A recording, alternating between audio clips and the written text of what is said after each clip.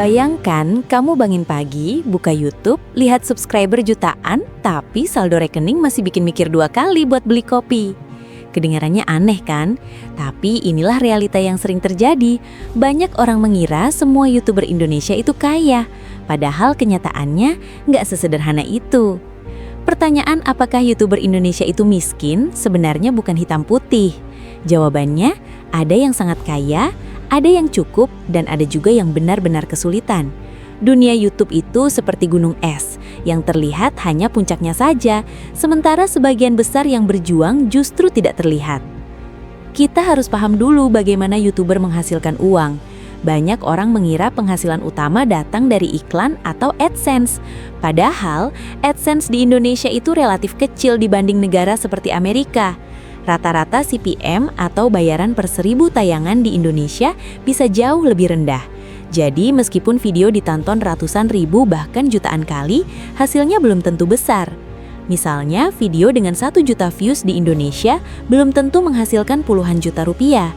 Bisa jadi hanya beberapa juta, tergantung niche, durasi tontonan, dan jenis iklan yang muncul. Bahkan ada yang lebih kecil lagi. Jadi kalau seorang YouTuber tidak konsisten upload atau videonya tidak ramai iklan, penghasilannya bisa sangat fluktuatif. Tidak semua penonton menghasilkan uang, ini yang jarang diketahui. Penonton yang pakai adblock, penonton dari negara dengan CPM rendah, atau penonton yang langsung skip video, semua itu bisa mengurangi penghasilan. Jadi angka views besar belum tentu sebanding dengan pendapatan. Biaya produksi. Banyak yang mengira jadi YouTuber itu cuma modal kamera dan ngomong. Padahal di balik satu video ada biaya yang tidak sedikit. Kamera, mic, lighting, editing software, bahkan waktu dan tenaga. Kalau kontennya serius seperti traveling, eksperimen, atau edukasi, biayanya bisa jauh lebih besar dari penghasilan videonya. Algoritma YouTube yang tidak stabil. Hari ini video kamu bisa viral, besok bisa sepi total. Tidak ada jaminan stabil. Banyak YouTuber yang dulunya terkenal tapi sekarang views-nya turun drastis. Ini membuat penghasilan mereka ikut turun. Jadi hidup dari YouTube itu bukan seperti gaji bulanan, lebih mirip bisnis yang penuh resiko. Persaingan yang sangat ketat. Setiap hari ribuan channel baru muncul. Semua ingin viral, semua ingin terkenal. Tapi hanya sebagian kecil yang benar-benar berhasil. Mayoritas YouTuber di Indonesia masih berada di level kecil. Subscriber sedikit, view sedikit, dan tentu saja penghasilan juga kecil. Di titik ini kita mulai melihat gambaran besarnya. Banyak YouTuber Indonesia yang sebenarnya belum bisa hidup dari YouTube saja. Mereka masih punya pekerjaan lain, bisnis sampingan, atau bahkan masih sekolah atau kuliah. Jadi kalau ditanya miskin, bukan berarti mereka tidak punya uang, tapi lebih ke belum stabil secara finansial dari YouTube. Di sisi lain, ada juga YouTuber yang sangat sukses. Mereka yang sudah punya jutaan subscriber, brand kuat, dan berbagai sumber penghasilan. Karena YouTube sebenarnya bukan cuma soal AdSense, justru penghasilan terbesar sering datang dari luar itu. Contohnya endorsement atau kerjasama brand. Ini bisa jauh lebih besar daripada AdSense. Satu video promosi bisa menghasilkan jutaan hingga puluhan juta rupiah, tergantung seberapa besar channelnya. Lalu ada juga affiliate marketing, jualan produk sendiri, membership, live streaming, dan lain-lain. Jadi, YouTuber yang pintar biasanya tidak hanya mengandalkan AdSense. Mereka membangun personal branding, membuat bisnis, dan memanfaatkan audiens mereka. Inilah yang membedakan YouTuber yang bertahan dengan yang tumbang. Masalahnya tidak semua orang tahu atau mampu melakukan itu. Banyak yang hanya fokus upload video tanpa strategi. Akhirnya meskipun sudah capek bikin konten, hasilnya tidak seberapa. Ini yang membuat sebagian orang merasa jadi YouTuber itu tidak menghasilkan. Selain itu ada juga faktor mental. Menjadi YouTuber itu tidak mudah. Harus tahan dengan komentar negatif, tekanan untuk selalu kreatif, dan rasa tidak pasti. Banyak yang akhirnya menyerah di tengah jalan karena tidak kuat menghadapi tekanan ini. Sekarang kita masuk ke realita yang lebih dalam. Banyak YouTuber kecil di Indonesia yang bahkan belum monetisasi. Mereka upload puluhan bahkan ratusan video, tapi belum mencapai syarat 1000 subscriber dan 4000 jam tayang. Artinya mereka belum menghasilkan apa-apa dari YouTube. Bayangkan kamu sudah kerja keras berbulan-bulan tapi belum ada hasil. Di titik ini, banyak yang akhirnya berhenti. Jadi bisa dibilang sebagian besar YouTuber memang belum menghasilkan uang, dan inilah yang membuat kesan bahwa YouTuber itu miskin. Padahal sebenarnya ini bukan masalah YouTube-nya, ini masalah proses dan strategi. Sama seperti bisnis lain, tidak semua orang langsung sukses. Ada yang butuh waktu bertahun-tahun. Hal lain yang sering dilupakan adalah timing dan tren. YouTuber yang sukses biasanya pintar membaca tren. Mereka tahu apa yang sedang viral, apa yang dicari penonton, dan bagaimana cara menyajikannya. Sementara yang tidak berkembang seringkali membuat konten tanpa arah. Selain itu, konsistensi juga sangat penting. Banyak orang semangat di awal, tapi berhenti setelah beberapa minggu atau bulan. Padahal YouTube itu permainan jangka panjang. Semakin lama kamu konsisten, semakin besar peluang kamu untuk berkembang. Sekarang kita tarik kesimpulan. Apakah YouTuber Indonesia miskin? Jawabannya, sebagian besar belum kaya, tapi bukan berarti miskin. Mereka sedang berada dalam proses. Ada yang masih berjuang dari nol, ada yang sudah mulai menghasilkan, dan ada juga yang sudah sukses besar. Semua tergantung dari strategi, konsistensi, kreativitas, dan juga sedikit keberuntungan.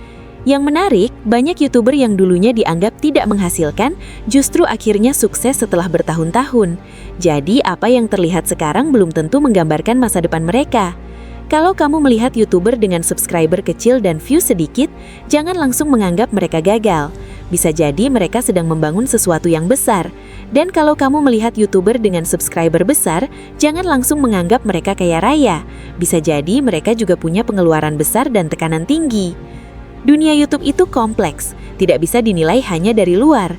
Jadi kalau ada yang bilang YouTuber Indonesia itu miskin, itu adalah generalisasi yang tidak tepat.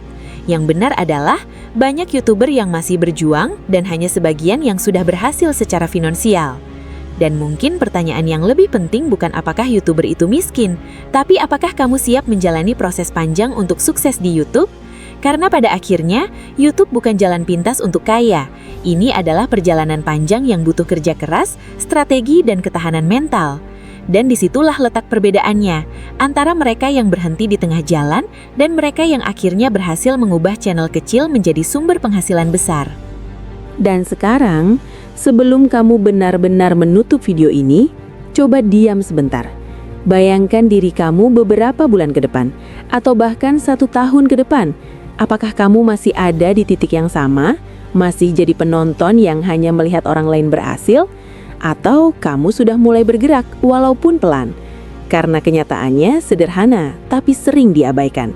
Semua YouTuber besar yang kamu lihat hari ini, dulunya juga kecil. Mereka juga pernah upload video yang tidak ada yang nonton. Mereka juga pernah merasa ragu. Bahkan mungkin mereka juga pernah hampir berhenti. Bedanya cuma satu, mereka tetap lanjut. Di saat orang lain berhenti, mereka upload lagi. Di saat orang lain menyerah, mereka belajar lagi. Di saat orang lain bilang, ini nggak menghasilkan, mereka justru mencari cara supaya bisa menghasilkan. Dan disitulah titik balik itu terjadi. Bukan saat mereka viral, tapi saat mereka memutuskan untuk tidak menyerah.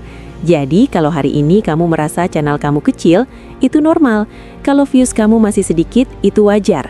Kalau kamu belum menghasilkan uang dari YouTube, itu juga bagian dari proses. Yang tidak normal adalah kalau kamu berhenti sebelum mencoba lebih jauh. Karena YouTube bukan tentang siapa yang paling cepat.